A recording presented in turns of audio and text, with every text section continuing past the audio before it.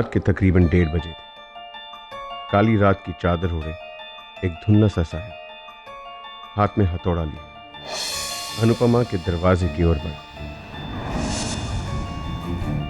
कदमों में निश्चय, आंखों में आग और सीने में दफन बस एक ही मकसद, बदला। हथौड़े के बस एक ही वार के सामने सहमे हुए दरवाजे ने भी घुटने टेक दिए और गुमनाम कातिल अनुपमा के घर में घुसा। खतरा और भी करीब, और बढ़ता गया। अनुपमा के कमरे जहां वो आने वाले मौत से अनजान राहुल के सपनों में खोई चैन की नींद सो रही।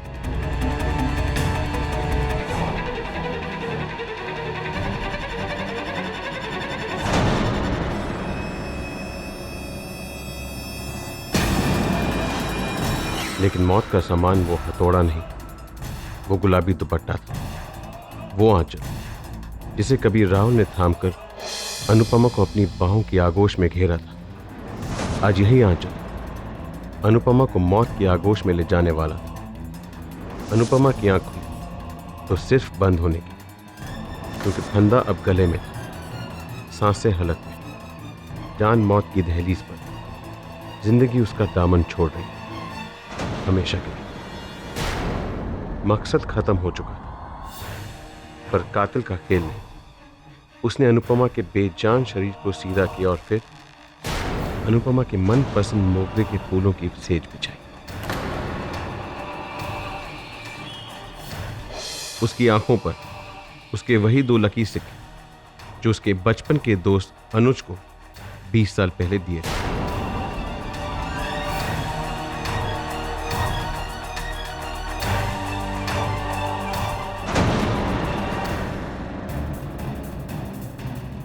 और फिर कमरे में बजा साइड टेबल पर रखे पुराने ग्रामोफोन से अनुपमा और अनुज के बचपन के प्यार का वो गीत।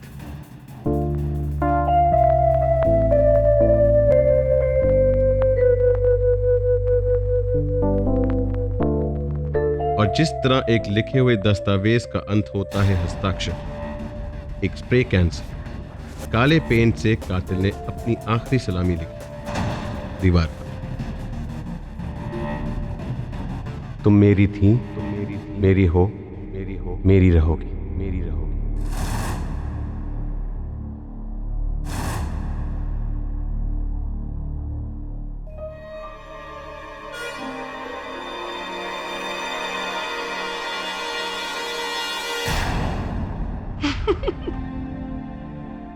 क्या दिल होता, तुमने तो मुझे डरा दिया। इतने बड़े मिस्ट्री राइटर जिनकी भयानक किताबें पढ़कर लाखों लोग डर के मारे सो नहीं पाते, उसकी बीवी ने उसे डरा दिया। अगर आपके फैंस ये बात सुनेंगे तो क्या कहेंगे, मिस्टर निखिल मिश्रा? मेरे फैंस अगर ये बात सुनेंगे तो यही कहेंगे, ये काफी समझदार और सुलझा हुआ राइटर है, अपनी बीवी से डरता है, सुखी रहेगा। अच्छा, तुमने जो आइडिया दिया था उस पर मैं अपनी नई नॉवेल के लास्ट चैप्टर को रिवाइज कर रहा हूँ। माइनर चेंजेस हैं, लेकिन थैंक्स टू यू काफी फर्क पड़ा। सुनो ना बाबा ना, इतनी रात को एक खून खराबे किस्से कहानी मुझे नहीं सुनना है। तुम और तुम्हारे मर्डर मिस्ट्रीज। कभी तो आदर्श बीवी की तरह बिहेव किया करो। तुम्हारे सनकीपन को झेलती हूँ, क्या ये कम आदर्शवाद है? रात के 2 बजे, अब तक तो उल्लू भी सो गए होंगे। एक उल्लू है जो अभी तक जगा हुआ है। Raman sir, good morning, good evening या गुड नाइट कहूं? गुड तो मेरे लिए तब होगा निखिल जब तुम अपनी ये पहली सीक्रेट नई किताब कंप्लीट कर दोगे। अच्छा, कहां तक आई तुम्हारी ये गाड़ी? आखिरी चैप्टर लिख रहा हूं। आज फ्राइडे है, मंडे को पूरा का पूरा नॉवल आपके पब्लिशिंग हाउस भेज दूंगा। ये बात पिछले 8 फ्राइडे से तुम मुझसे कहते आ रहे हो निखिल। पता नहीं कब आएगा तुम्हारा ये मंडे। तुम्हारे फैंस की जो ये लंबी लाइन लगी है ना, उसमें सबसे आगे हम ही तो खड़े हैं, जो पूरी बेसब्री के साथ इंतजार कर रहे हैं तुम्हारी अगली सुपरहिट नॉवेल का। नहीं सर, आप मेरे फैन नहीं, आप मेरे मेंटोर, मेरे अन्नदाता। अगर आप नहीं छापेंगे तो मेरे लिखने का क्या फायदा? Monday, I promise. कहानी कैसे जा रही है आगे? यूं समझ लीजिए कि जान ले लेगी। Great great great. Good night. Well thanks. Dabangg साहब, उठा ही सही कभी हमारी भी तारीफ कर दिया कीजिए। भाई राइटर हम भी बुरे नहीं है, जो भी लिखते हैं दिल से लिखते हैं। और क्या? अरे सर, पिछली बार मेरी और उसकी बुक के सेल्स में सिर्फ 1000 कॉपीज का फर्क। हाँ हाँ बिल्कुल। हम भी कुछ कम हिट राइटर नहीं है सर। वो बात नहीं है त्रिपाठी, बट जस्ट कोट गाली है। और भी दुनिया में लेखक बहुत अच्छे। निखिल मिश्रा का है अंदाज़े बयां है कुछ और। Cheers. Cheers, gentlemen.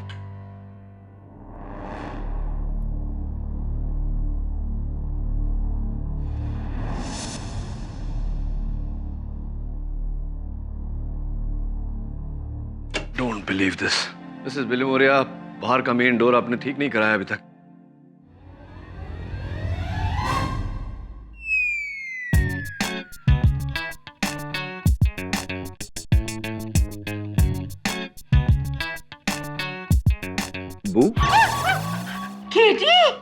Relax Mrs Bilimoria. क्या पढ़ रही हैं आप? Murder he wrote by Nikhil Mishra. इस नॉवेल में आप इतनी खो गई हैं। इतना ध्यान आप मेरे केसेस में देती तो क्या बात होती? Any messages? No KD. KD, ये बेस्ट सेलर राइटर है और ये इसकी लेटेस्ट बुक है, murder he wrote, English translation. हर सेकंड पेज पे ट्विस्ट एंड टर्न्स।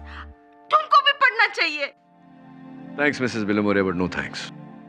मेरे केसेस में वैसे भी इतने ट्विस्ट एंड टर्न्स हैं कि और ट्विस्ट एंड टर्न्स मेरे जीवन में आए तो मैं स्वयं ट्विस्ट एंड टर्न हो जाऊंगा। वैसे आपको ये पुस्तक हिंदी में पढ़नी चाहिए, दुगना लाभ होगा, मजा भी आएगा और आपका शब्दकोश भी सुधरेगा।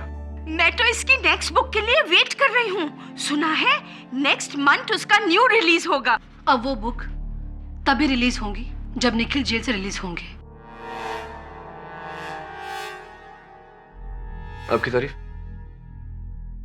मैं तिलोत्तमा मिश्रा, निखिल मिश्रा की वाइफ। Small world. अभी अभी आपके पतिदेव के बारे में ही चर्चा हो रही थी। आज सुबह ही पुलिस ने निखिल को किसी रजनी कायस के मर्डर के लिए गिरफ्तार कर लिया है।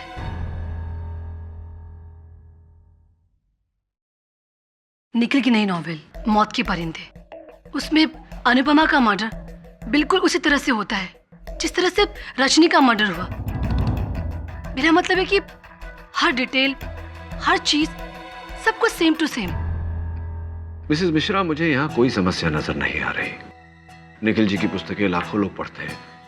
हो सकता है किसी व्यक्ति ने ये पुस्तक पढ़कर उसकी नकल की हो।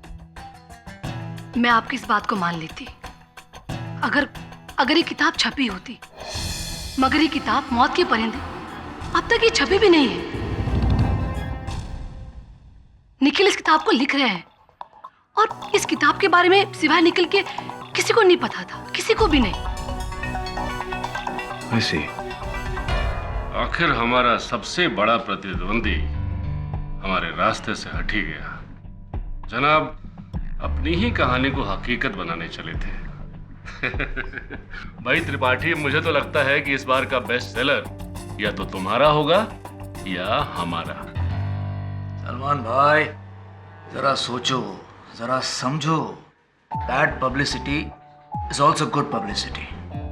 इस विवाद के चलते लोगों में निखिल की किताब पढ़ने की उत्सुकता और बढ़ेगी, और अगर किसी तरह वो इस केस से छूट पाया ना, तो मान लीजिए मेरी बात, उसकी बुक के सेल्स 2 गुना नहीं 3 गुना बढ़ जाएंगे, और इस साल के सारे अवार्ड्स भी उसी की झोली में। कुछ समझे आप? बात तो सही है त्रिपाठी।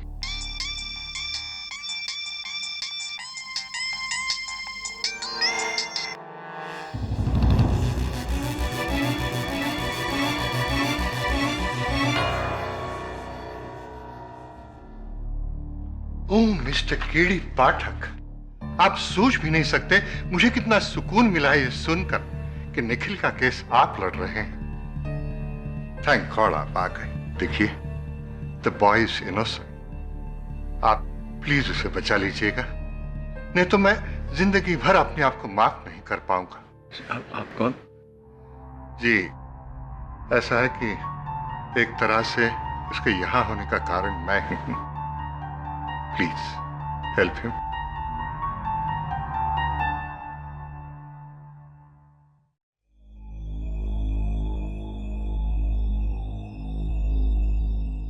मिश्रा जी, ये कौन थे? श्रीश धवन मेरे पब्लिशर हैं। मेरी पहली नॉवल इन्होंने पब्लिश की थी। काफी उपकार है इनके मुझ पर। ऐसी। ये बताइए मिश्रा जी, आपने अपनी नई पुस्तक किसी को पढ़ने दी थी? मैं अपने काम को लेकर काफी सीक्रेटिव रहता हूँ केटी। जब तक पहला ड्राफ्ट नहीं बन जाता मैं किसी को नहीं सुनाता। मिश्रा जी, स्पष्ट है कि कोई तो व्यक्ति है जिसने आपकी ये नई पुस्तक पढ़ी और फिर आपकी पटकथा की नकल करके रजनी कायस्थ की हत्या की। No chance. मेरी कहानी की एक ही कॉपी है जो मेरे लैपटॉप पर है, जिसका पासवर्ड सिर्फ मेरे पास है, मेरी वाइफ के पास भी नहीं। और ये प्रिंटआउट्स मैंने खुद निकाले, एक ही सेट। मुझे तो ऐसा लगता है कि किसी ने मेरी किताब पढ़ के नहीं बल्कि मेरा दिमाग पढ़ के खून किया है, मुझे फंसाने के लिए। रजनी को जानते थे आप? नहीं, सुना है कि वो किसी बड़े इंडस्ट्रियलिस्ट की बेटी थी, लेकिन जहां तक मेरी समझ है मेरी कहानी की पात्र अनुपमा और रजनी में कोई समानता नहीं। दोनों की हत्याओं में तो है। नहीं।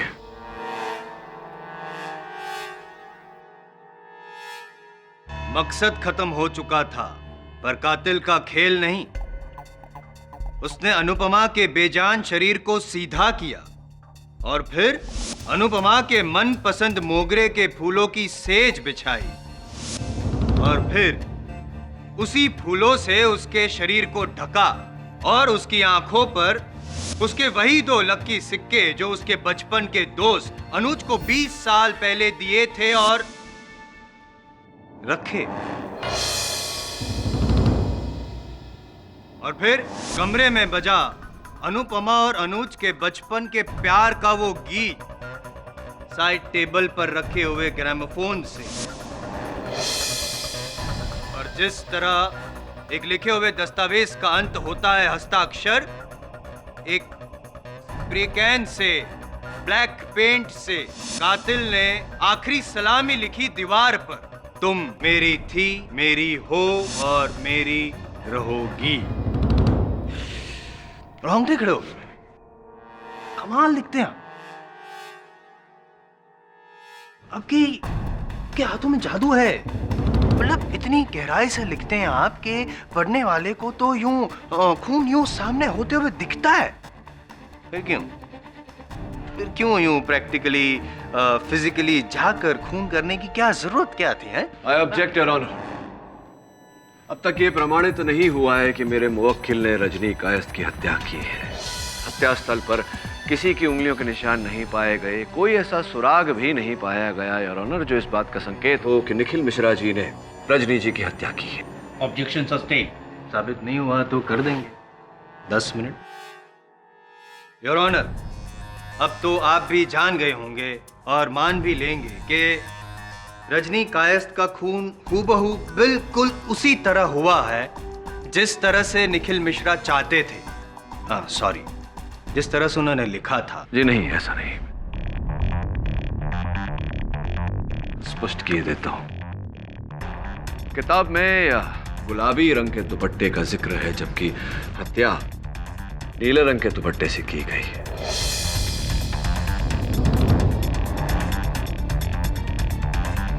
किताब में मोगरे के फूलों का जिक्र है, जबकि यहां तो चमेली के फूल हैं। और किताब में दीवार पर जो लिखावट थी वो काले रंग में लिखी गई थी, जबकि यहां लाल रंग का प्रयोग किया गया है। जायसवाल साहब, अंतर है। आपके ऑब्जर्वेशन को मानना पड़ेगा सर। माना मैंने कि जो डिटेलिंग है उसमें कुछ अंतर है, लेकिन आप क्या मनवाना चाहते हैं ये समझ में नहीं आ रहा। मैं केवल इतना कहना चाहता हूं जायसवाल साहब कि ये हत्या मिश्रा जी ने नहीं, किसी और ने की है।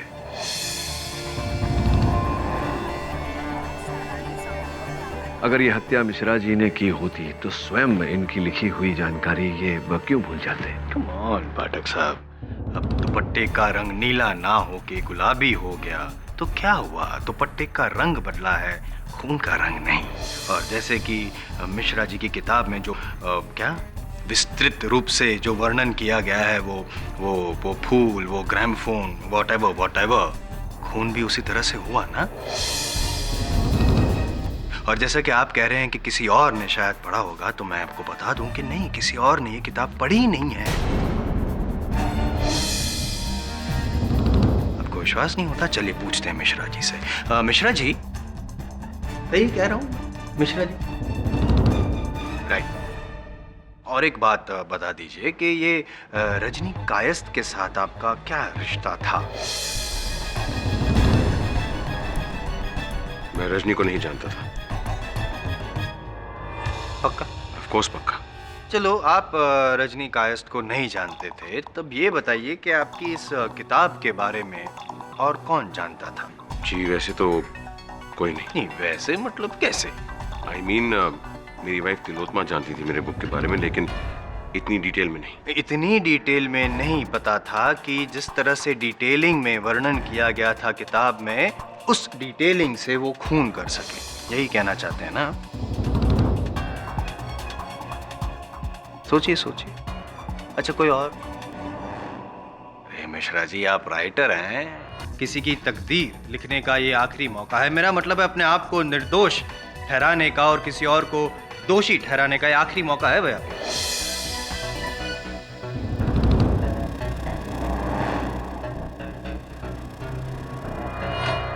जी नहीं, ऐसा कोई और नहीं है जो मेरी किताब को इस बारीकी से जानता हो। प्रश्न है मेरे मन में जायसवाल साहब। मेरे लिए, इनके लिए? नहीं, आप ही के लिए, क्योंकि आप ही ने अभी अभी कहा कि मिश्रा जी के अतिरिक्त और किसी को इनकी पुस्तक के बारे में ज्ञान नहीं था। तो मैं आपसे पूछना चाहता हूँ कि जब पुलिस ने इन्हें गिरफ्तार किया तो इन पर संदेह जाने का कारण ये था कि हत्या का वर्णन और इनकी पुस्तक में हत्या का वर्णन मेल खाते। पुलिस को कैसे पता चला? पुलिस ने तो यह किताब पढ़ी नहीं थी। Am I right or am I right?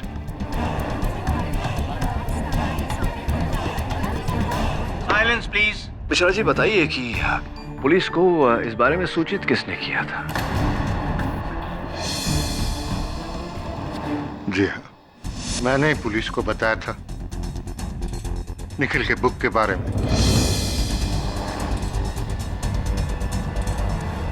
हाँ धवन साहब, ये तो हम जानते हैं। मेरा प्रश्न ये है कि निखिल जी के कथन के अनुसार केवल ये ही जानते थे अपनी पुस्तक के बारे में।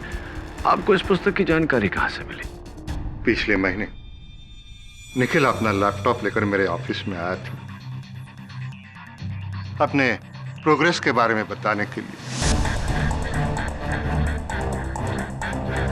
खुद तो उसने अपनी किताब के बारे में कुछ नहीं बताया, but I was curious.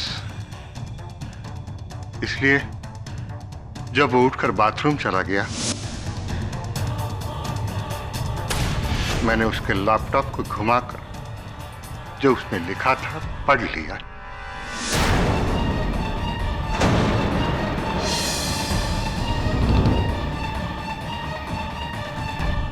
Curiosity kills the cat, Mr. Dhawan. Anyway, bathroom जाकर लौटने को 5-10 मिनट लगते हैं। ताज्जुब है कि आपने इतने कम समय में पूरी पुस्तक पढ़ ली। नहीं, मैंने मैथ्स सिनॉप्सिस पढ़ा। मैंने सिनॉप्सिस पढ़ी, आपने कहानी का संक्षेप पढ़ा, लेकिन कहानी के संक्षेप में इतनी विस्तृत जानकारी तो होती नहीं, किस रंग का दुपट्टा इत्यादि इत्यादि। तो जिसमें लिखा था कि नायिका की मौत स्टोरी के एंड में फूलों की सेज पर होती है। तो उसी दिन पुलिस कमिश्नर साहब एक पार्टी में मुझे मिले। उन्होंने रजनी की हत्या के बारे में बताया। फिर मैंने भी, जैसा हम कैजुअली बोलते हैं ना, कि निखिल के बुक के बारे में बताया।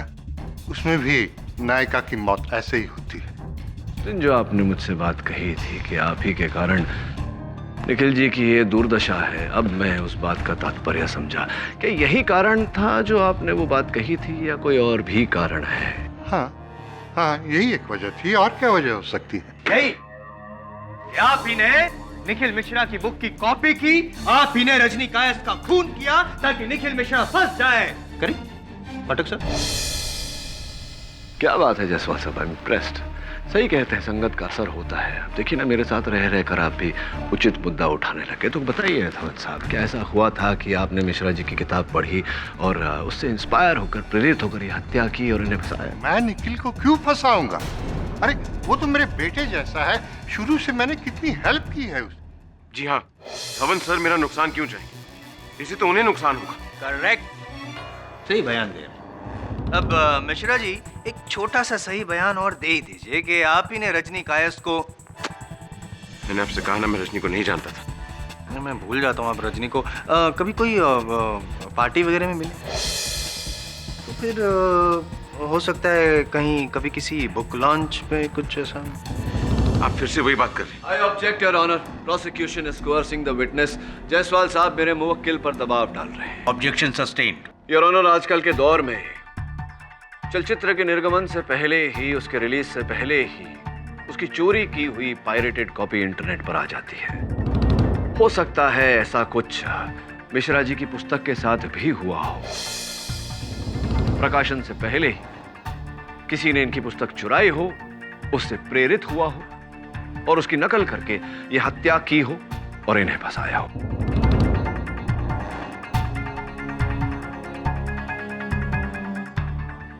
सवाल, पाठक साहब सिर्फ सवाल उठा रहे हैं जो कोई भी उठा सकता है और ऑनर। कब, क्यों, कहां, कैसे, अदालत में तो ये सब चलते रहता है, लेकिन जवाब, जब तक सवाल का जवाब ना हो तब तक सवाल में दम नहीं होता है। मैं सवाल पूछने के साथ साथ जायसवाल साहब किसी को अपनी कुर्सी से उठाकर यहां तक लाना चाह रहा था ताकि वो यहां आकर मेरे प्रश्न का उत्तर दे।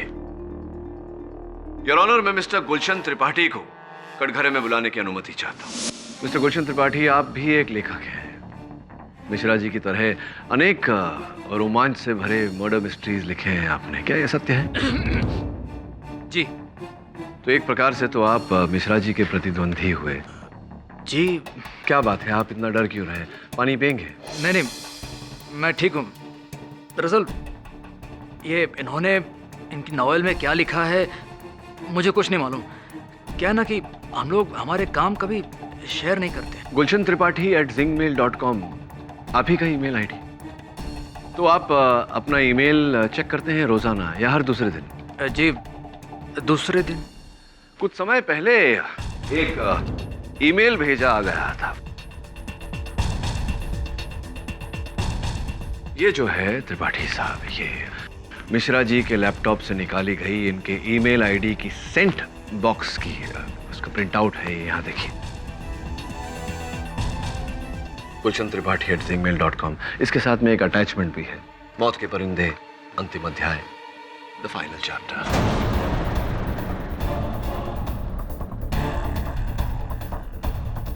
मैंने गुलशन को कभी अपनी किताब या उसका कोई भी हिस्सा कभी भी मेल नहीं किया। मैं जानता हूं कि आपने नहीं भेजा, इसलिए मैं चाहता हूं कि अब त्रिपाठी साहब ही हमको बताए कि ईमेल अंततः आपको भेजा किसने? किसने?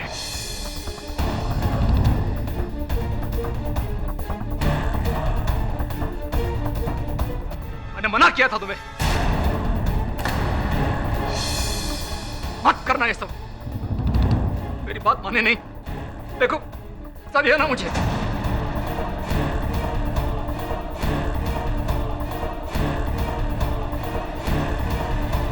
तिलोत्मा, मैंने ही गुलशन को निखिल की किताब का आखिरी चैप्टर मेल किया था।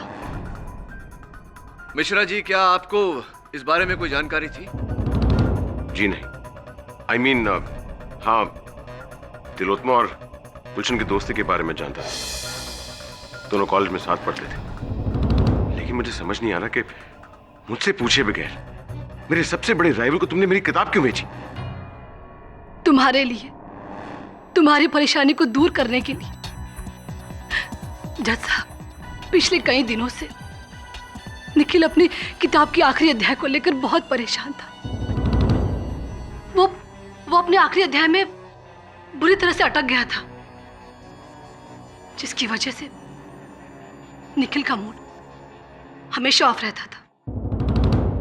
और तो और इन सब की वजह से हम दोनों के बीच में झगड़े शुरू होने लगे। बस मुझसे ये सब कुछ देखा नहीं गया, मुझसे निखिल की परेशानी देखी नहीं गई।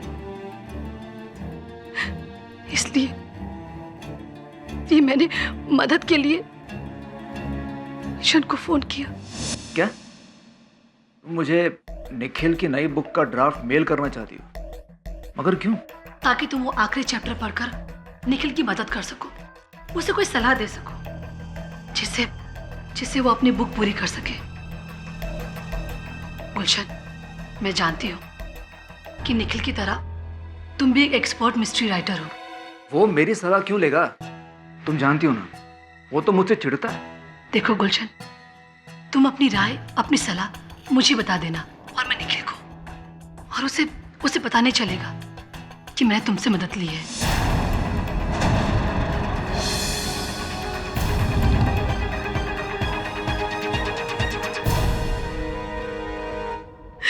जज साहब, मैं सिर्फ और सिर्फ अपने घर में शांति चाहती थी। निखिल, मेरा यकीन मानो, मेरा कोई बुरा मकसद नहीं था मेरा कोई बुरा मकसद। क्षमा मांगने का समय मिलेगा आपको। योर ऑनर, रजनी कायस्थ हत्याकांड में पुलिस का निखिल मिश्रा जी पर संदेह जाने का एक ही कारण है कि इनकी पुस्तक में हत्या का विवरण और असल हत्या का विवरण मेल खाता है। अब तक अदालत के समक्ष ये बात थी कि मिश्रा जी के अतिरिक्त और किसी व्यक्ति को भी इस विवरण के बारे में कोई जानकारी नहीं थी। अब अदालत में यह स्पष्ट हो चुका है कि 3 और व्यक्ति इस पुस्तक के बारे में जानते थे। सर्वप्रथम इनके प्रकाशक श्री शिरीष धवन, द्वितीय इनकी धर्मपत्नी श्रीमती तिलोत्तमा मिश्रा, और तीसरी इनकी पत्नी के घनिष्ठ मित्र श्री गुलशन त्रिपाठी जी। इसके चलते योर ऑनर, मेरे मुवक्किल पर संदेह 75% कम हो जाता है, और मुझे पूरी अपेक्षा है कि मेरे होनहार मित्र भी मेरी इस बात से सहमत होंगे। जी नहीं, आपने कहा और मैंने माना, ऐसा होगा नहीं। क्योंकि क्या है, मिस्टर त्रिपाठी, मिसेस मिश्रा और श्री धवन जी, इन्होंने भले ही किताब पढ़ी हो, लेकिन ये तीनों में से कोई भी रजनी कायस्थ को जानता नहीं था, और जब जानता नहीं था तो वो रजनी कायस्थ के मौत का अध्याय क्यों लिखेगा? जायसवाल साहब, संभवतः आप ये भूल रहे हैं कि मेरे मुवक्किल ने भी अपने कथन में कहा कि वो रजनी कायस्थ को नहीं जानते थे। एक मिनट, आप अगर बैठना चाहे तो बैठ सकते हैं। कहें? मैं जरा पूछना चाहता हूँ। हाँ, मिश्रा जी से। Be my guest. हाँ मिश्रा जी, जैसे कि अभी पाठक साहब ने बताया कि मैं भूल रहा हूँ, आपने जो वो स्टेटमेंट दिया था, कहीं ऐसा तो नहीं कि आप भी भूल रहे हैं कि आपका रजनी कायस्थ के साथ कोई रिश्ता था? कहीं ऐसा? अगेन, मैंने आपसे कहा ना, मैं रजनी को नहीं जानता। रजनी और मेरा क्या ताल्लुक? यही तो मैं पूछ रहा हूँ, रजनी से आपका क्या ताल्लुक? अब फिर से? नहीं, just trying to be sure, that's it. मतलब रजनी को आप नहीं जानते, कभी किसी भी तरह से कोई मुलाकात हुई नहीं है, जान पहचान, मतलब कोई फेसबुक या ट्विटर या कुछ? ओ बाबा, गुस्सा, डर गया। चलो ठीक है, आपकी बात को मैं मान लेता हूं पाठक साहब कि वो रजनी कायस्थ को नहीं जानते थे। शायद रजनी कायस्थ आपको बहुत अच्छी तरह से जानती थी मिश्रा जी, नहीं?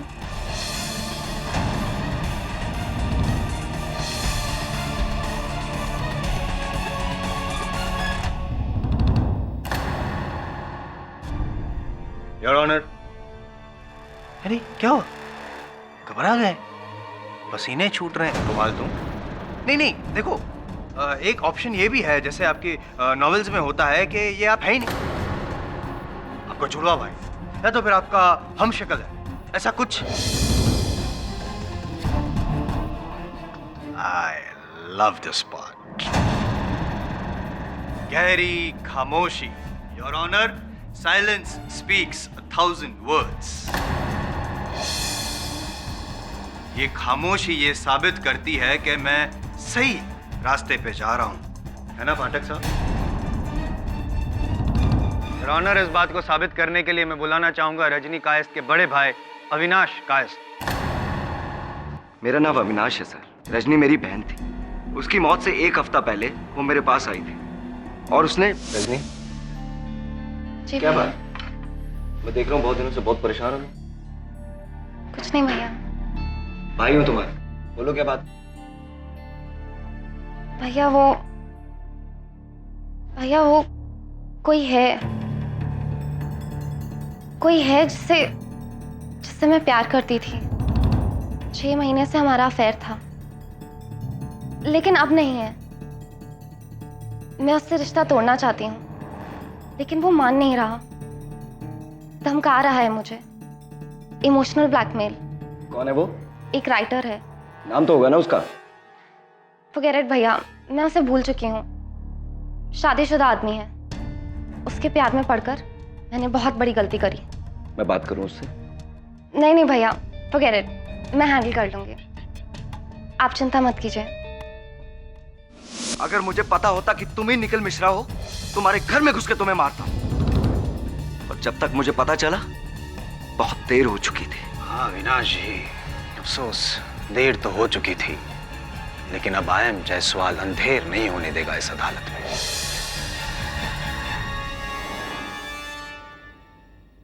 मिश्रा जी, कम ऑन, बोलिए ना, let us know the fact. बता दीजिए ना, बताइए सच क्या है? बता दीजिए अदालत को, क्या आप रजनी कायस्थ को जानते थे और आपने रजनी कायस्थ का खून किया है? Tell us. जी, मैं रजनी को एक बुक कॉन्फ्रेंस में मिला था। 6 महीनों से हमारा अफेयर चल रहा था।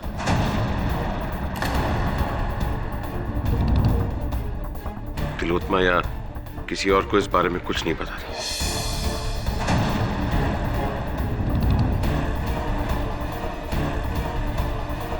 लेकिन इतना ही सच है, मैंने उसे नहीं मारा है। I haven't killed her.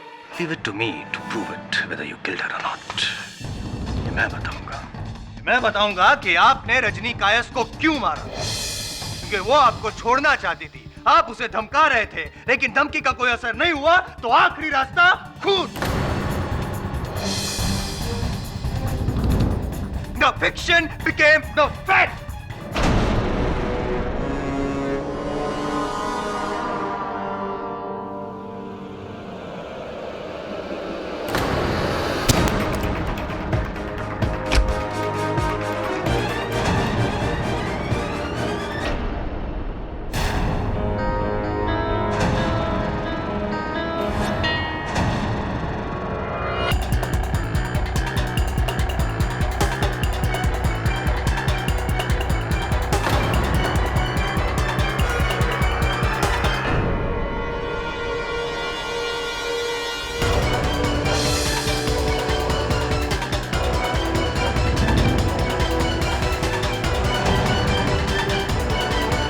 तुम मेरी थी, मेरी हो और मेरी रहोगी।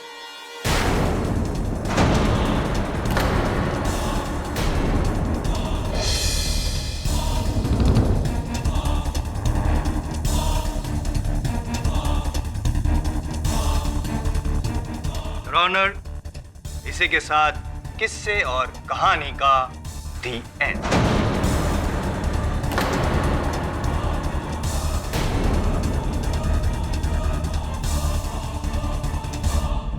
केरी, आई एम रियली सॉरी, मुझसे बहुत बड़ी भूल हो गई।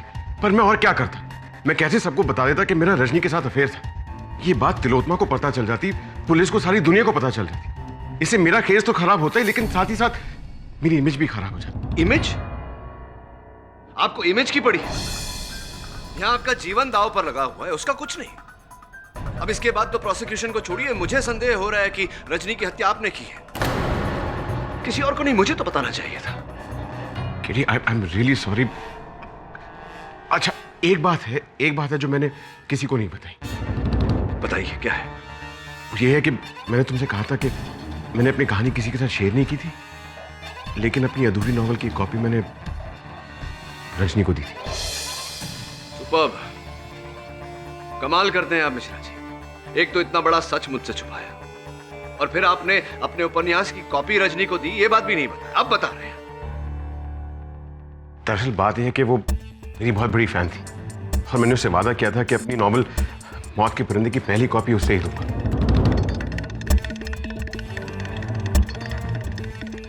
कॉपी लौटाई थी उसने पढ़ने के बाद? नहीं, उसने कॉपी वापस तो नहीं दी, और अब वो कॉपी कहाँ है मुझे नहीं पता। लेकिन हो सकता है कि किसी ने उस कॉपी को पढ़ के रजनी की जान ली हो, उसी अंदाज में। हाँ, संभवतः ऐसा ही हुआ होगा। लेकिन कैसे पता लगाएं कि रजनी की अतिरिक्त और किसने ये नॉवल पढ़ी? सिर्फ रजनी बता सकती थी, और दुर्भाग्यवश अब वो रही नहीं। खिड़ी, प्लीज मुझे सिचुएशन से निकाल दो। आई प्रॉमिस, मैंने रजनी को नहीं मारा है। और देखो, मैंने जिंदगी में बहुत गलतियां की हैं, अपनी बीवी को धोखा दिया। एक बार मैं बच गया तो मैं तिलोत्तमा से उसके पैर पकड़ के उससे माफी मांग लूंगा। Please help me. और कोई ऐसी बात है जो आपने मुझे नहीं बताई?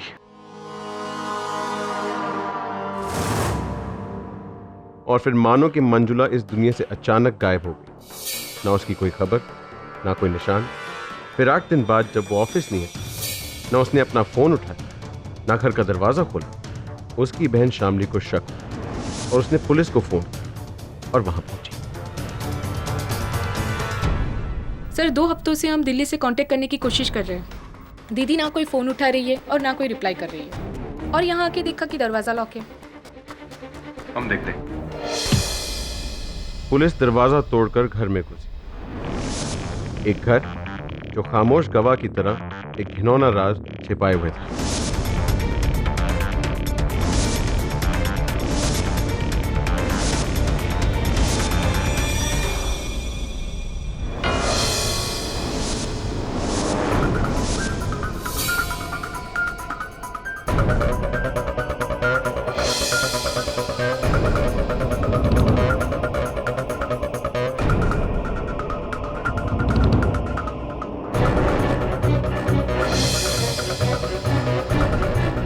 और फ्रिज खोलते ही उसमें मिली 2 हफ्तों से जमी शामली की लाश।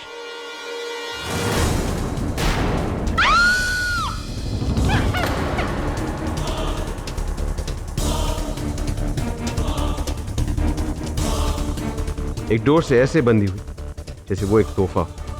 आंखों पर चढ़े सनग्लास, बालों में मुरझाए फूल, बदन पर फैले हुए जहर का नील।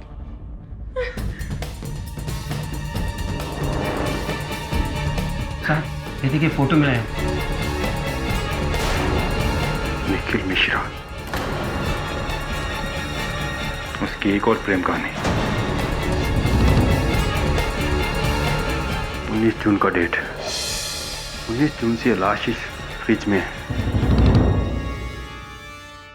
इसके 1 दिन बाद रजनी कायस्थ का खून हुआ था, 20 जून को, जब निखिल मिश्रा आजाद था। एक और कत्ल।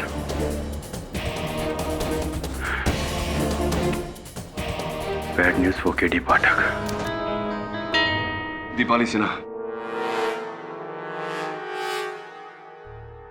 मिश्रा जी, कौन है दीपाली सिन्हा? वो मेरी बहुत बड़ी फैन थी। हम लोग दिल्ली में मिले थे, हमारा अफेयर हुआ था, लेकिन सिर्फ 1 महीने के लिए। क्यों? दीपाली सिन्हा की हत्या कर दी गई है। व्हाट? कैसे? उनका मृत शरीर फ्रिज के अंदर मिला मिश्रा जी, रिबन से बंधा हुआ, तोहफे की तरह। केडी, ये तो मेरी नॉवल मरते दम का एंड है। मेन कैरेक्टर की डेथ ऐसी हुई थी। जी केडी, लेकिन मैं कैसे मर्डर कर सकता हूँ? मैं तो जेल में हूँ। 19 जून को जब दीपाली मारी गई थी, उस दिन तो आप जेल में नहीं थे Mishra ji. You mean to से कि पुलिस को लगता है कि मैंने दीपाली का मर्डर किया? प्रॉमिस, मैंने कुछ नहीं किया। मुझसे 1 साल से मिला तक नहीं, ना बात हुई है उससे। मैंने कुछ नहीं किया है। अब चाहते हुए भी आप पर विश्वास करना कठिन है मिश्रा जी। KD please. चलिए बताइए, और कोई अफेयर, कोई संबंध जिसके बारे में हम नहीं जानते? हाँ, एक और लड़की थी, 2 साल पहले दिल्ली में मिली थी, मेरी असिस्टेंट थी। अब हमारा अफेयर हुआ था, लेकिन अब हम वी आर जस्ट फ्रेंड्स। नाम? अब लावण्य में। पता? क्यों? क्योंकि जिनके साथ आपके संबंध थे उनमें से 2 मारी जा चुकी है। हो सकता है इनकी बारी अगली हो। पता बताइए। यस सर, आपका डर सही निकला सर। लावण्या मेहरा की लाश उसके बिल्डिंग के टेरेस के एम्प्टी वाटर टैंक से मिली है। पुलिस का कहना है कि 2 हफ्ते से लाश वहीं पड़ी थी। अगर आप टिप ऑफ नहीं देते तो लाश मिलती ही नहीं। जी ओके सर। अब ये करण कौन हो सकता है? करण खोसला असली में कोई नहीं है दवे, कैरेक्टर है। निखिल मिश्रा की किताब अंधा प्यार, उसमें हीरो का नाम है। उस किताब में हीरोइन की लाश भी इसी तरह वाटर टैंक में मिली थी। उसके हाथ ऐसे ही बंधे हुए थे और माथे पर इसी तरह करण का नाम गुथा हुआ था। यानी कि निखिल मिश्रा की एक और किताब का क्लाइमैक्स सच हुआ। हम अफ्रेड सो, लगता है किसी ने निखिल मिश्रा की कहानियों को बहुत ज़्यादा सीरियसली ले लिया। किसी ने नहीं वरुण, खुद निखिल मिश्रा ने। शायद तुम्हें पता नहीं है कि इस केस में उसके खिलाफ कितने सबूत मिले। उसकी उम्र कैद नहीं होगी, सीधे फांसी होगी, और साथ में तुम्हारे बॉस केडी का केस लटकता रहेगा। 3 मुस्कुराहटें, 3 स्माइलिंग फेसेस योर ऑनर, और 3 खूबसूरत चेहरे, दीपाली सिन्हा, रजनी कायस्थ और Lavanya Mehra your honour. Your honour, इन तीनों लड़कियों में कुछ भी कॉमन नहीं है, सिवाय कि ये तीनों कभी ना कभी मशहूर और होशियार लेखक निखिल मिश्रा के हवस का शिकार। निखिल मिश्रा का इन तीनों के साथ शर्मनाक अफेयर था। झुका लीजिए अपना सर, शर्म से झुकना ही चाहिए मिश्रा जी। योर ऑनर, निखिल मिश्रा ने एक एक करके इन तीनों को धोखा दिया, और फिर भी जब पीछा नहीं छूटा इन लड़कियों से, तो एक एक करके निखिल मिश्रा ने इन तीनों को मौत के घाट उतार दिया। सबसे पहले बारी थी दीपाली सिन्हा की। 19 जून के दिन मिश्रा जी की किताब मरते दम तक के अंदाज में फ्रिज में फ्रोजन मर्डर। मिश्रा जी अक्सर तौर पे देखा जाए तो हम लोग फ्रिज में फल इत्यादि वगैरह वगैरह रखते हैं, सब्जियां। आप लाशें रखते हैं योर ऑनर। उसके बाद 20 जून को रजनी कायस्थ की मौत के परिंदे उसी अंदाज में, फूलों की सेज, ग्रामोफोन वगैरह। और फिर बारी थी लावण्य मेहरा की, जिसके हिस्से आई अंधा प्यार, इनकी मशहूर किताब अंधा प्यार का तरीका, पानी में मौत। यार अब तक तो मुझे ऐसा लगता था कि मिश्रा जी ने सिर्फ रजनी कायस्थ का ही खून किया है, लेकिन अब मुझे ऐसा लगता है कि जैसे जैसे हम इस केस को खुरेदते जाएंगे और लाशें बाहर निकलती जाएगी। यार एक बात बताओ मिश्रा जी, आदमी हो या जानवर? मैंने किसी को नहीं मारा। मैं मानता हूं कि रजनी से मैं अभी तक टच में था, लेकिन दीपाली और लावण्या, उन्हें तो कब का भुला चुका था। मुझे समझ में नहीं आ रहा तिलोत्तमा, आई एम रियली सॉरी। मैं जितना शर्मिंदा हूं उतना शॉक्ड भी, और उतना ही गिल्टी भी। बोल लिए जायसवाल साहब? नहीं, बोलना तो बहुत बाकी है पाठक साहब, लेकिन आपको मौका दूंगा। योर ऑनर, जब एक हत्या होती है तो हम हत्या के पीछे मकसद ढूंढते हैं, हत्यारे की मानसिक प्रवृत्ति ढूंढते हैं। जब 2 हत्याएं होती है तो हम दोनों हत्याओं के बीच संबंध को ढूंढते हैं। जब 3 हत्याएं होती हैं तो हम मानसिक बीमारी को ढूंढते हैं। स्पष्ट है योर ऑनर, ये जो 3 हत्याएं हुई हैं, ये किसी मानसिक रूप से पीड़ित व्यक्ति ने की है।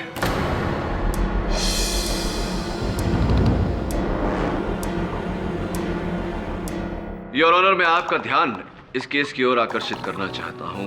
1996 Gujjar Singh versus state of Punjab, case number 5413। Gujjar Singh ने आज का शहंशाह फिल्म देखकर हूबहू वैसी ही पोशाक सिलवाई जैसे कि उस फिल्म में नायक ने पहनी थी, और फिर रातों को वो पोशाक पहनकर उसने 5 भ्रष्ट कर्मचारियों को मौत के घाट उतारा, बिल्कुल वैसे ही अंदाज में जैसा कि फिल्म में दर्शाया गया था। इन बातों से आप साबित क्या करना चाहते हैं? मैं ये कहना चाहता हूं योर ऑनर कि आजकल के दौर में फैक्ट एंड फिक्शन, सच्चाई और कल्पना के बीच की लकीर धुंधलाती जा रही है। लोग काल्पनिक कहानियों को वास्तविकता में बदलते जा रहे हैं। अपराधी अपराध करता है और फिर पता चलता है कि वो किसी फिल्म से, किसी अभिनेता से प्रभावित था। जैसे कि इस उदाहरण में स्पष्ट है योर ऑनर कि मिश्रा जी की पुस्तक से प्रभावित होकर इन्हीं के किसी पागल प्रशंसक ने ये हत्याएं की हैं।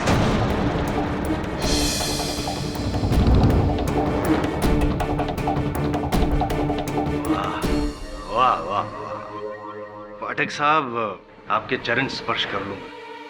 सॉरी योर ऑनर, पर चतुराई को आदर तो देना ही पड़ेगा। क्या बात है पाठक साहब, बड़ी चालाकी से आपने शक की सुई जो निखिल मिश्रा पे थी उसे घुमाकर किसी पागल फैन के नाम कर दी और कहा कि बस करोड़ों की आबादी में ढूंढते रहो, केस चलता रहेगा। पर नहीं सर, नहीं, कोई फैन नहीं, ये मैन किलर है। और इसका सबूत है मेरे पास योर ऑनर। ये बहुत ही कीमती और महंगी पेन जो पुलिस को उस फ्रिज के बाहर से मिली जिस फ्रिज में दीपाली सिन्हा की फ्रोजन लाश मिली थी। योर ऑनर, पता है ये पेन किसकी है? ये पेन मेरा है, लेकिन वहां कैसे? शराब! मेरे सबूतों का सिलसिला अब तक खत्म नहीं हुआ है। Don't you dare disturb me! Wait for your turn. Your honour, ये घड़ी मिली उस पानी की टंकी में जहां पे लावण्य मेहरा की लाश तैरते हुए मिली थी। ये भी इस वक्त उसी तरह बंद पड़ी है जैसे कि इनकी किस्मत। ये घड़ी किसकी है जानते हैं आप? Now is your turn. ये घड़ी तो मेरी, लेकिन मैं ना दीपाली से मिला ना लावण्य से, तो ये दैट इज द क्वेश्चन। तो फिर ये घड़ी और वो पेन कैसे पहुंचे वहां पे खुद ब खुद चलकर? नहीं, इन्हें तो मैंने तिलोत्मा को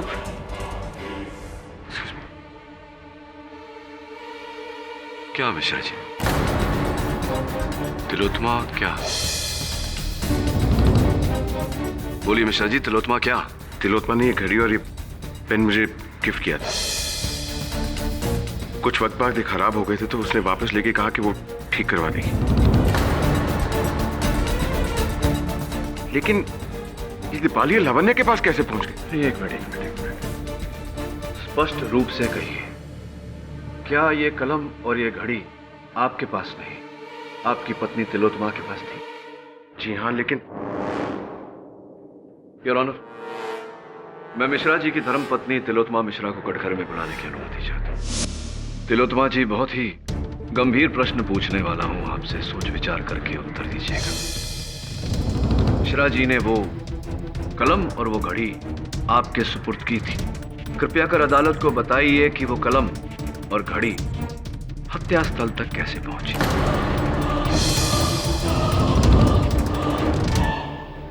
मुझे नहीं पता नहीं।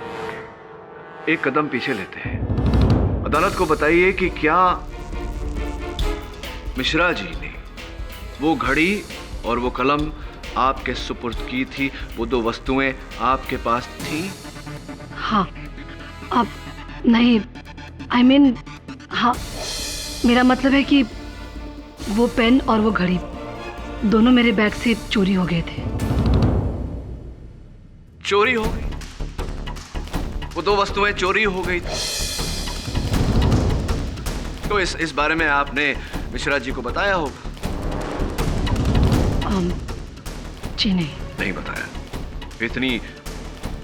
इतनी मूल्यवान वस्तुएं चोरी हुई, इसकी रिपोर्ट तो आपने पुलिस में दर्ज करवाई होगी। दरअसल वो घड़ी और पेन गलती से मैंने फेंक दी थी।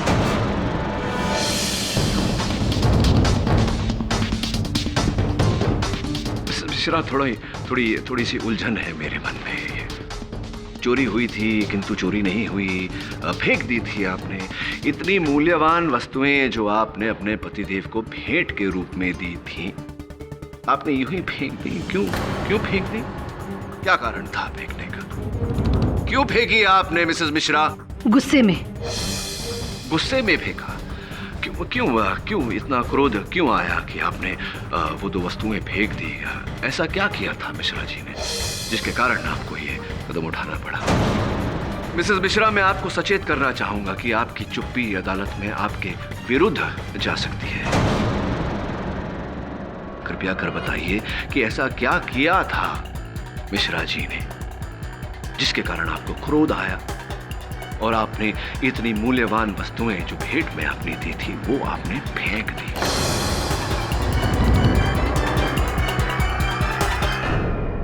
कोई बात नहीं, मैं बता देता हूं। आपको मिश्रा जी और रजनी के बीच के संबंध के बारे में पता था। केवल इतना ही नहीं मिसेस मिश्रा, लावण्या और दीपाली के साथ मिश्रा जी के संबंध के बारे में भी ज्ञान था। जी नहीं, ये सच नहीं है।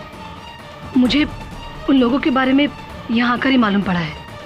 मिसेस मिश्रा, इस केस में मैं इस पायदान तक नहीं पहुंचना चाहता था, किंतु दुर्भाग्यवश आपने मेरे लिए और कोई चारा नहीं छोड़ा। देवेंद्र सोलंकी एसोसिएट्स, ये नाम तो आपने सुना होगा मिसेस मिश्रा।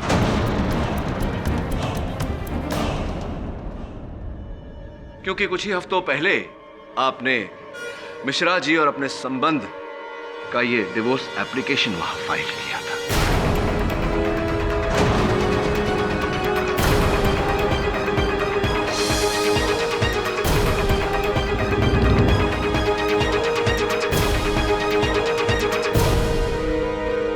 किया था या नहीं मिसेस मिश्रा?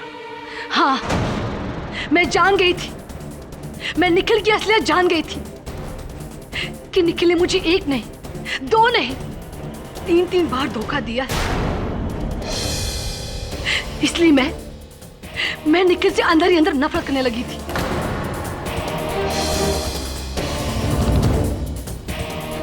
नफरत करने लगी थी मैं निखिल से। और इस नफरत के चलते आपने ये निर्णय लिया कि आप अपने पति को ऐसा सबक सिखाएंगी जो वो कभी नहीं भूलेंगे। साथ साथ उन 3 महिलाओं के साथ भी अपना बदला पूरा करेंगी। इसीलिए मिश्रा जी की पुस्तकों में लिखित वर्णन के अनुसार आपने उन 3 महिलाओं की हत्या की और उन हत्याओं के आरोप में आपने निखिल मिश्रा को फंसाया।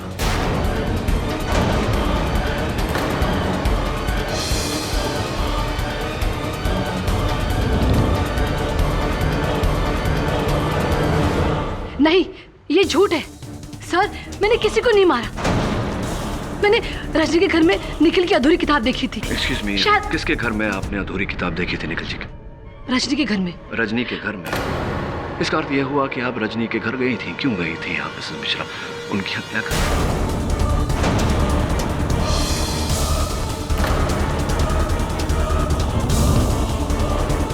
जी नहीं, मैं तो सिर्फ उससे मिलने गई थी। पर योर ऑनर, मैं मिसेस मिश्रा से आगे कोई प्रश्न नहीं करना चाहता। The defence rests. तमाम हालात को मद्देनजर रखते हुए और डिफेंस काउंसिल के पेश किए गए सबूतों के बिना पर इस अदालत को ये यकीन हो गया है कि रजनी कायस्थ, दीपाली सिन्हा और लावण्य मेहरा की हत्याओं में तिलोत्तमा मिश्रा का हाथ है।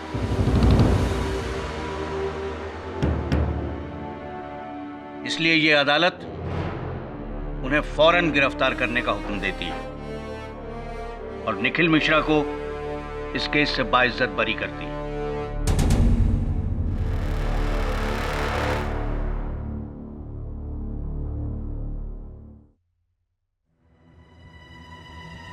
क्षमा चाहता हूं मिश्रा जी, मैं नहीं जानता था कि इस केस का परिणाम ऐसा होगा।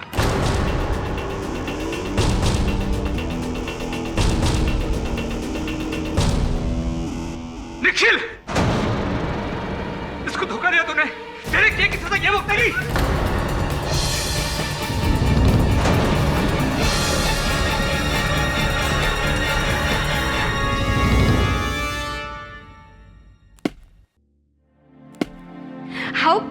निखिल ना, निखिल मिश्रा फ्री हो गया है। अब वो अपनी बुक कंप्लीट कर सकता है और हम फैन लोग पढ़ सकते हैं। And justice for all, no KD? Hi sir, hi Mr Bill Maurya. Sorry sir, actually Shifali की मदर को डॉक्टर के पास ले गया था, इसलिए लेट हो गया। व्हाटएवर यार। क्या हो सर? केस जीतने के बाद मैंने आपको कभी इतना टेंस नहीं देखा। All well? All is not well Varun. मैं केस जीत गया, लेकिन क्या सत्य जीता है इस केस में? मतलब ये कि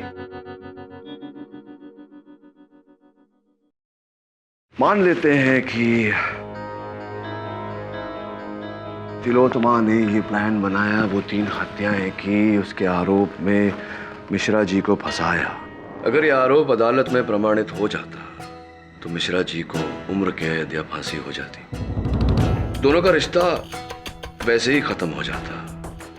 तिलोत्तमा को मिश्रा जी की करोड़ों की संपत्ति भी मिल जाती। तो फिर क्यों तिलोत्तमा ने कुछ हफ्ते पहले डाइवोर्स की एप्लीकेशन की? क्या आवश्यकता थी ऐसा करने की? सर होगा कोई रीजन। सर वैसे भी आज तक औरतों को कौन समझ सका है? सर शिफाली को तो मैं आज तक। लेकिन मैं अपनी वाइफ को पहचानता हूं, चाहे लोग कुछ भी कहें, चाहे तिलोत्तमा मुझे जितनी भी नफरत कर ले, लेकिन मैं जानता हूं कि वो बिल्कुल बेकसूर है।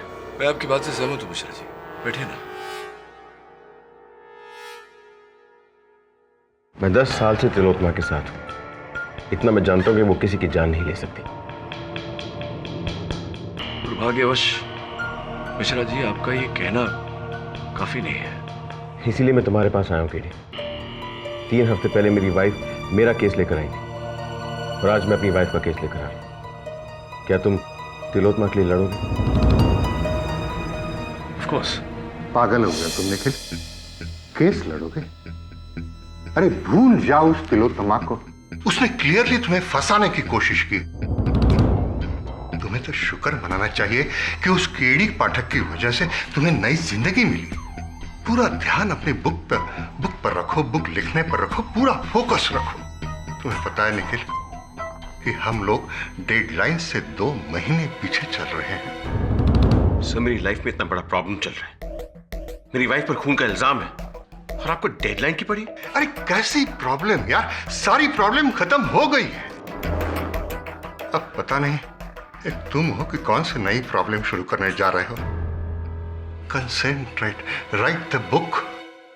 सॉरी सर, जब तक तिलोत्तमा के सर से सारे इल्जाम नहीं मिट जाते मैं आगे लिख नहीं सकता। पगला गए हो क्या? तुम्हें पता नहीं कितना पैसा मैंने इसके पीछे इन्वेस्ट करके रखा है। सर अगर ऐसी बात है तो मैं आपका एडवांस आपको वापस लौटा देता।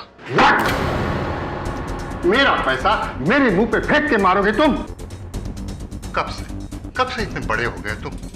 हाँ, याद रखो निखिल, मैंने तुम्हें बनाया है। यू बिगाड़ दूंगा, you. I am sorry sir, अब बिगड़ने के लिए बचा ही क्या है?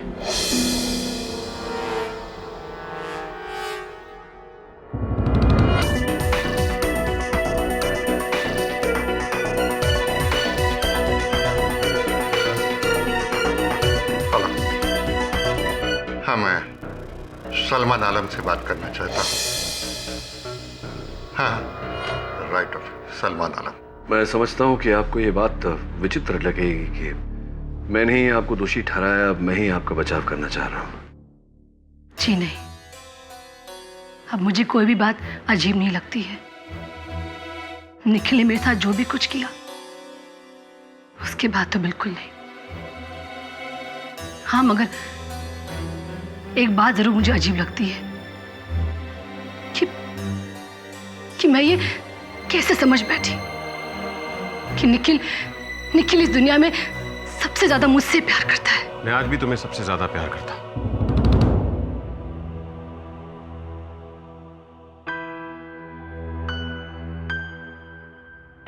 मुझे पता है कि तुम मेरी बातों का यकीन नहीं करो और इसी लायक हूं मैं। बहुत गलतियां की हैं मैंने, दोषी हूं तुम्हारा। निखिल प्लीज, अब तुम यहाँ क्या करने आए हो? चले जाओ यहाँ से, प्लीज गो।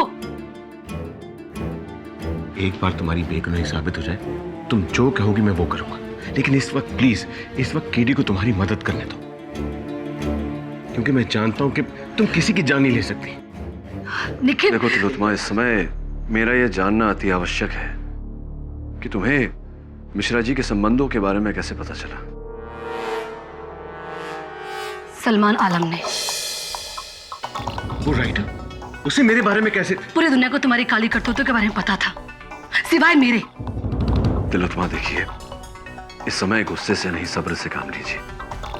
बताइए कि आपको इन संबंधों के बारे में कब पता चला? करीब 1 महीने पहले। 1 महीने पहले मुझे सलमान आलम मिला था और उसने मुझे निखिल के अफेयर्स के बारे में बताया। और जब मैंने इस बात को मानने से इनकार कर दिया तो उसने मुझे कुछ तस्वीरें दिखाई, और वो तस्वीरें देखकर मुझे समझ नहीं आया कि मैं क्या करूं। और मैंने गुस्से में आकर वो घड़ी और पेन वहीं फेंक दी और सीधे वहां से डाइवोर्स लॉयर के पास चली गई। इसका मतलब ये हुआ कि सलमान ने आपको वो घड़ी और कलम फेंकते हुए देखा था। हो सकता है कि उसने वो वस्तुएं वहां से उठाई हो और मिश्रा जी को फंसाया। आई एम श्योर सलमान आलम ने मुझे फंसाया। साबित करना पड़ेगा मिश्रा जी, अदालत में साबित करना पड़ेगा। सर, आपने आज की ये न्यूज़ पढ़ी? क्या है? कायस ग्रुप ऑफ कंपनीज के बारे में। मिस्टर निर्मल कायस, सर, रजनी के पिता। सर, यहाँ लिखा है कि उन्होंने अपनी सारी जायदाद अपने बेटे अविनाश के नाम कर दी है। पेपर में लिखा है कि यह जायदाद पहले उनकी बेटी रजनी के नाम पर थी, लेकिन उसकी मौत के बाद ये सब कुछ अविनाश के नाम हो गया। ऐसी, इसका अर्थ ये हुआ कि रजनी की मृत्यु से सबसे बड़ा लाभ अविनाश का हुआ। सब कहीं ऐसा तो नहीं कि अविनाश ने अपनी बहन को? नो नो नो नो, कोई भाई अपनी बहन को क्यों मारेगा? क्यों नहीं मारेगा मिसेस बेलबुरिया? इससे भी अधिक विचित्र बातें हुई हैं। वरुण, आई थिंक इस केस का अहम पहलू है, हमें नजरअंदाज नहीं करना चाहिए। तू जा अविनाश के बारे में जानकारी प्राप्त कर। Right sir. तब तक मैं लेखक सलमान आलम के बारे में जानकारी प्राप्त करता हूँ। तुम मुझे क्या बेवकूफ समझते हो? मुझे अच्छी तरह पता है तुम घुमा फिरा कर क्या पूछना चाहते हो। मैं अपनी बहन को मारूंगा अपनी बाप की प्रॉपर्टी के लिए? लेकिन आपके पिता ने आपको जायदाद से बेदखल कर दिया था और अचानक आपकी बहन की मौत। देखो, वो हमारा पर्सनल मैटर है, तुम लोगों का उससे कोई लेना देना नहीं। लेकिन आपकी बहन की मौत से लेना देना हो सकता है। जब रजनी की मौत हुई आप कहाँ थे? जहन्नुम में। और अगर तुमने अभी एक और सवाल पूछा ना, वहीं पहुंचा दूंगा तुम्हें। एक तो वो निखिल खुला घूम रहा है बाहर, आजाद करा दिया तुम्हारे कैदी ने, अब तुम मेरे पीछे पड़े हो। Just get lost, get out. ठीक है, लगता है मेरे सवालों का जवाब अब अदालत में ही देंगे। दूंगा, भरी अदालत में दूंगा। अगर आप कोई बात करनी है कोर्ट में होगी। Now can you please leave? Okay.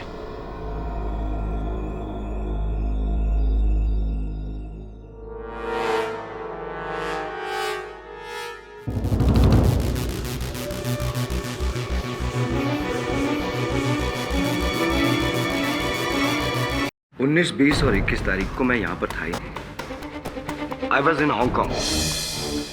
मुझे मालूम था कि मिस्टर पाठक आप मेरा यकीन नहीं करेंगे, इसलिए मैं मेरा पासपोर्ट साथ लेके आया। I'll do the needful, sir. आप क्यों तकलीफ कर रहे हैं? इमिग्रेशन स्टैम्प पाठक साहब, ये 12 जून को और वापसी 23 जून को। Your honour, you are right Mr Kayastha.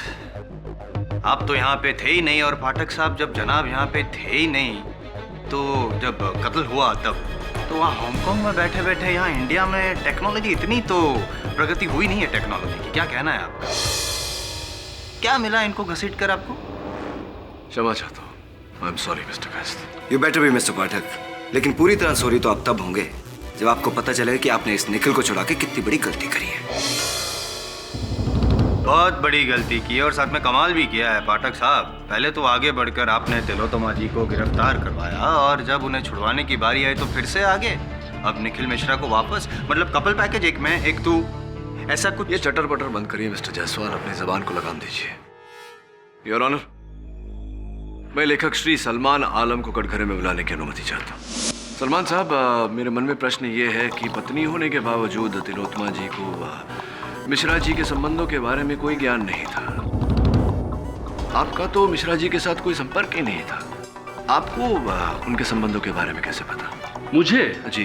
कैसी बातें कह रहे हैं आप? अरे किसने कह दिया आपसे कि मैं निखिल के अफेयर्स के बारे में जानता था? मुझे तिलोत्मा जी ने बताया। जनाब वो झूठ बोल रही है।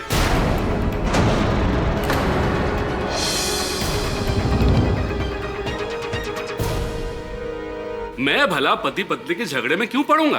तिलोत्मा जी झूठ बोल रही है। 100%।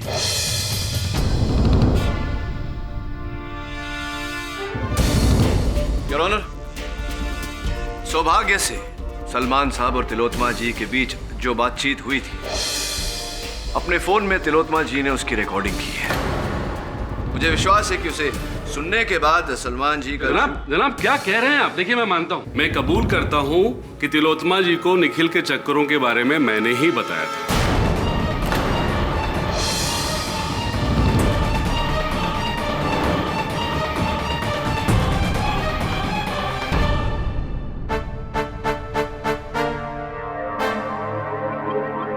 वैसे ये तो मेरा फोन है, इसमें तिलोत्मा जी और आपकी बातचीत कैसे दर्ज की जा सकती है?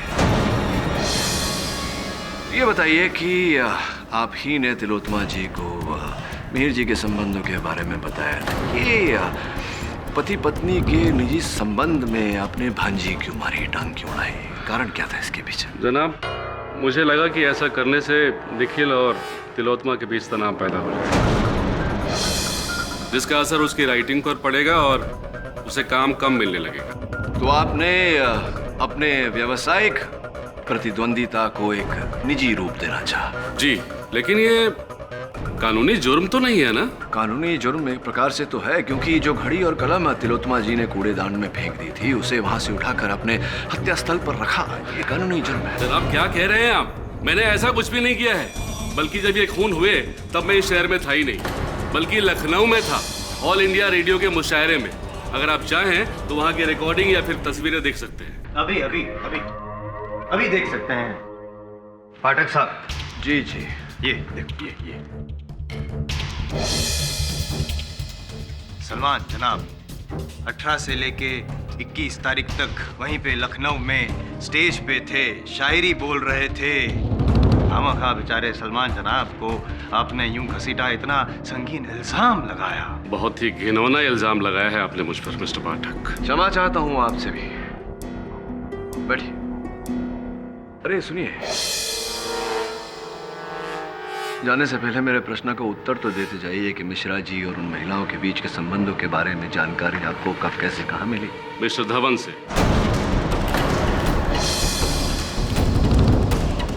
कब, कहां और कैसे ही आप उसी आदमी से पूछिए जो अपने आप को निखिल का सरपरस्त कहता फिरता है। ऐसी। अरे कब, क्यों, कैसे? तू क्या पूछ रहा है चोर?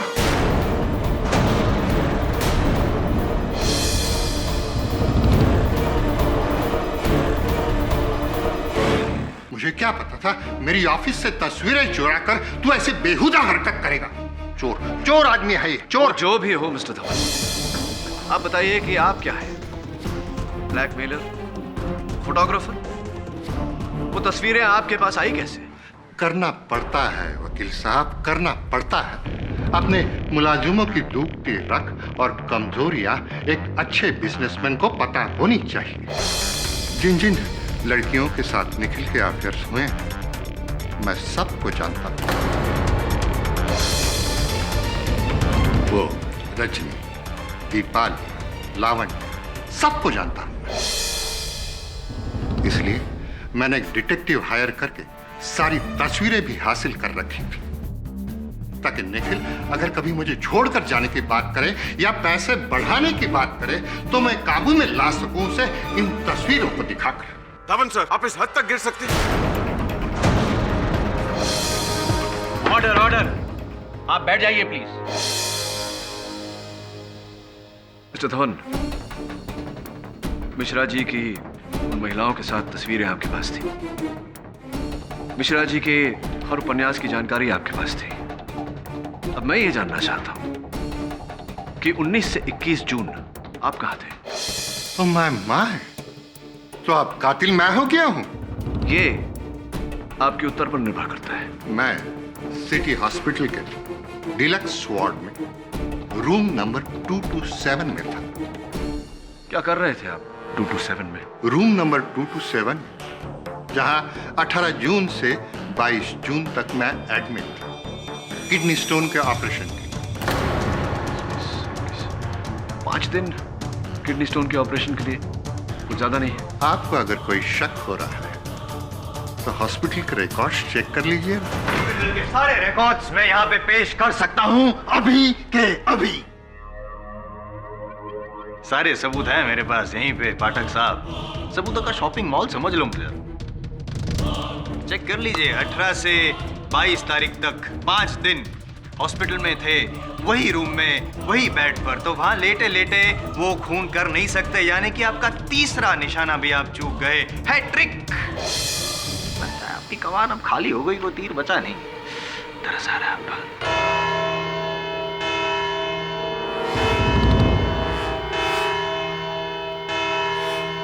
5 बज गए, लेकिन लगता है आपके केस के तो 12 बजे हैं पाठक साहब। और नेक्स्ट ये अदालत अगली सुनवाई तक मुलतवी की जाती है। केडी सर, 3 लोगों पर शक और तीनों के पास ठोस बहाना कातिल ना होने का।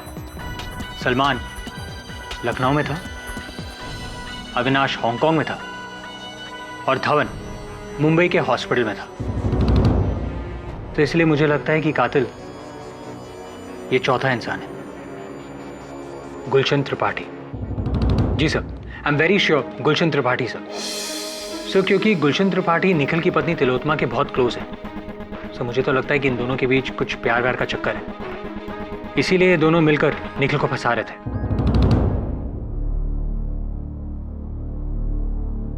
नहीं वरुण,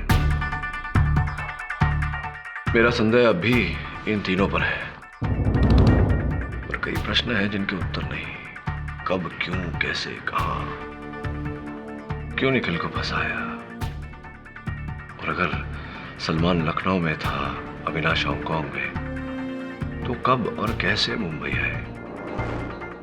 दूसरी तरफ धवन का हॉस्पिटल से छिपकर बाहर निकलना, हत्याएं करना बड़ी बात नहीं है। तूने कभी अखबार में जो छपता है स्पॉट द डिफरेंस, फर्क बताओ, देखा है? जी सर। मुझे लगता है कि जो तस्वीर हमें दिख रही है उसी के पीछे असल तस्वीर छुपी है। कोई पुलिस को गुमराह करने के लिए सब कर रहा है। सर मुझे कुछ समझ में नहीं आ रहा है। What are you talking about? समझाऊंगा कल अदालत में। मुझे फिर से बुलाने की वजह? एक बार परेशान करके आपका मन नहीं भरा? निश्चिंत रहिए अविनाश जी, अब के बाद आपको यहां आने का कष्ट नहीं दूंगा। कल के अखबार में ये लेख छपा है कायस्थ ग्रुप ऑफ कंपनीज पर। इसमें आपकी और आपके बहन, स्वर्गवासी बहन रजनी के बीच जो तनाव चल रहा था संपत्ति को लेकर, उसकी भी चर्चा हुई है। लिखा है कि आप उस संपत्ति से बेदखल थे। अखबारों का क्या है मिस्टर पाठक, कुछ भी झूठ छापती रहती हैं। I deny it. Of course you deny it.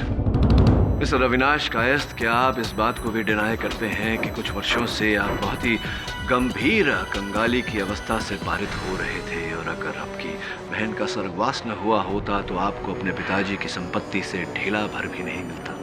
तो अपने बाप के पैसे के लिए मैंने अपनी बहन का खून कर दिया। जी हाँ, और साथ में दीपाली और लावण्य को भी मार डाला ताकि उनकी जायदाद भी आपके नाम हो जाए। You're right, Mr. Jaiswal. On the contrary, to please you this time, I'm wrong. ये दोनों लड़कियों को जानता तक नहीं था, यानी कि बिना वजह दो murders. This time you're wrong. बिना वजह नहीं, वजह थी। वजह ये थी कि पुलिस का संदेह मिश्रा जी पर बना रहा है। आप कुछ भी कह लीजिए मिस्टर पाठक, कितने भी गवाह खड़े कर दीजिए मेरे खिलाफ कि मैंने ही सबको मारा है। मैं किसी को मारता तो तब ना, अगर मैं इंडिया में होता, जबकि पूरी दुनिया जानती है कि मैं यहां नहीं, हांगकांग में था। देखिए देखिए, अब आप कहेंगे ये पासपोर्ट भी नकली है, इस पे लगी हुई इमिग्रेशन की स्टैंप भी नकली है। प्लीज, अगर आप चाहें तो किसी एक्सपर्ट को बुलाकर दिखा सकते। Please go on. एक्सपर्ट को दिखाने की या मुझे देखने की आवश्यकता नहीं है मिस्टर कायस्थ। मैं जानता हूं कि ये पासपोर्ट असली है, इस पर वीजाज भी असली है और इमिग्रेशन स्टैंप भी असली है। हाँ, तो ये हो सकता है पाठक साहब कि तीनों लड़कियां हांगकांग गई हो मरने के लिए। नहीं मिस्टर जायसवाल, हत्याएं यहीं हुई है मुंबई में। अच्छा, पॉसिबल समझ में नहीं आ रहा। हत्या मुंबई में, हत्यारा हांगकांग में। नहीं मतलब ये लॉन्ग डिस्टेंस रिलेशन के बारे में तो मैंने काफी सुना है। Long distance murder, how is it possible? You have an atrocious sense of humor. हत्याएं यहीं मुंबई में हुई है मिस्टर कायस्थ। तो ये तीनों हत्याएं आपने की हैं। कैसे? आप पासपोर्ट पर डेट चेक कीजिए। मैं उन दिनों मुंबई में आया ही नहीं। नहीं, आप आए थे किंतु इस पासपोर्ट पर नहीं, अपने दूसरे पासपोर्ट पर। What?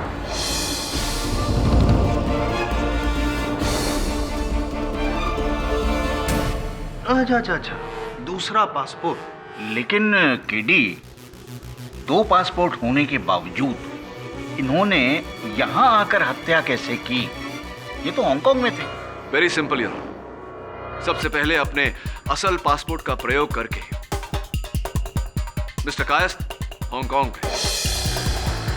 वहां से अपने नकली पासपोर्ट पर 18 जून को ये हिंदुस्तान लौटे। तीनों हत्याएं करने के बाद 21 जून को ये अपने नकली पासपोर्ट पर फिर से हांगकांग चले गए और अंत में ये इसी पासपोर्ट यानी कि असली पासपोर्ट पर हिंदुस्तान लौट आए। क्या बकवास है मिस्टर पाटिल? योर ऑनर, मेरे पास कोई दूसरा पासपोर्ट नहीं है। अच्छा, और अगर आपके घर और दफ्तर की छानबीन करके हमने वो दूसरा पासपोर्ट बरामद कर लिया तो क्या आप इकबाल जुर्म कर लेंगे?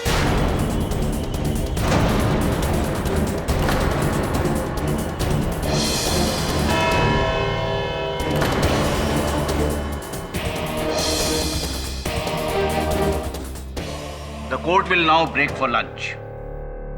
आधे घंटे के बाद हम फिर यहीं मिलेंगे। The court is adjourned.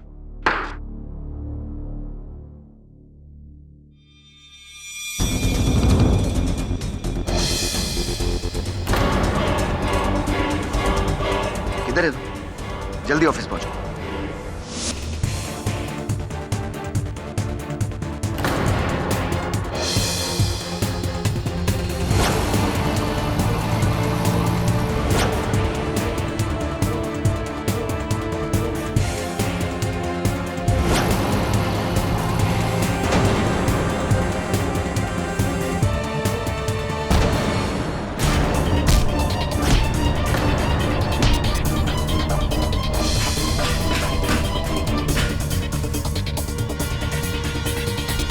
Your honour, मैं धन्यवाद देना चाहूंगा मेरे सहायक वरुण को, क्योंकि अगर ये पासपोर्ट थोड़ा और चल जाता तो मिस्टर अविनाश कायस्थ का नकली नाम, वीजाज, इमिग्रेशन स्टैंप्स इत्यादि सब कुछ चल जाता। साथ में मेरी दलील।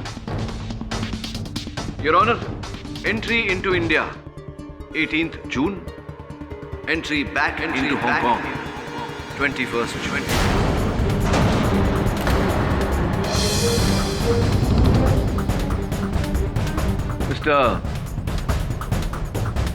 मिस्टर अमोद खन्ना, क्या मैंने सही कहा? मैंने सही कहा था। इकबाल जुर्म प्लीज। करोड़ों का कर्जा था मुझ पर अंडरवर्ल्ड का, और मेरा बाप प्रॉपर्टी में से 1 रुपया देने के लिए तैयार नहीं था। नकारा था मैं उसके लिए सब कुछ रजनी। इसलिए सारी प्रॉपर्टी उसने रजनी के नाम कर दी। मेरे लिए फूटी कौड़ी तक नहीं। इसलिए मजबूरी में आकर मुझे रजनी को मारने का प्लान बना,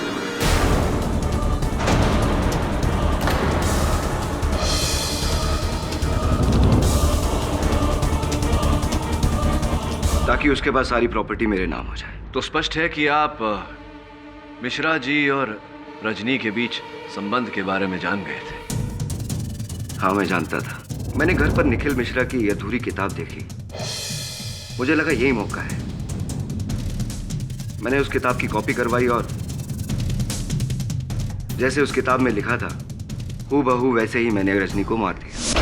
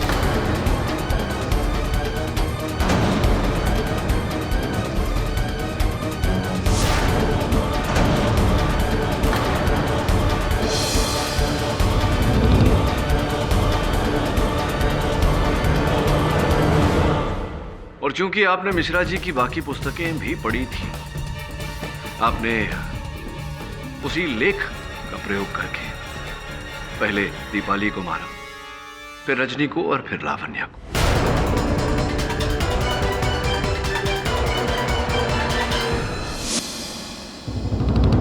आज नहीं तो कल उन सब की लाशें मिलती।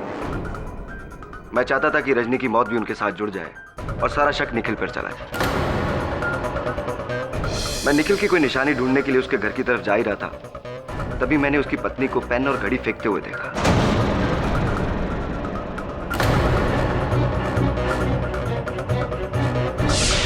अब आप इसे मेरी किस्मत समझ लीजिए कि मैं सही वक्त पर सही जगह था। यह खून निखिल और उसकी पत्नी ने नहीं किया है, ना किसी लेखक ने, ना ही किसी फैन ने। ये सारे खून मैंने किए हैं, योर ऑनर। क्या कहूं मैं मिस्टर कायस्थ, आपकी बुद्धि भ्रष्ट न हुई होती, थोड़े से सुकर्म किए होते तो संभवतः आपके पिताजी की संपत्ति में भागीदार होते हैं आप, और वो तीनों निर्मल महिलाएं आज भी जीवित होती। The defence finally rests your honour. ये अदालत अविनाश कायस्थ को रजनी कायस्थ, दीपाली सिन्हा और लावण्य मेहरा की मौतों का जिम्मेदार मानते हुए इन्हें फौरन गिरफ्तार करने का हुक्म देती है और तिलोत्तमा मिश्रा को इन तीनों कत्लों के इल्जाम से बाइज्जत बरी करती है। The case is closed.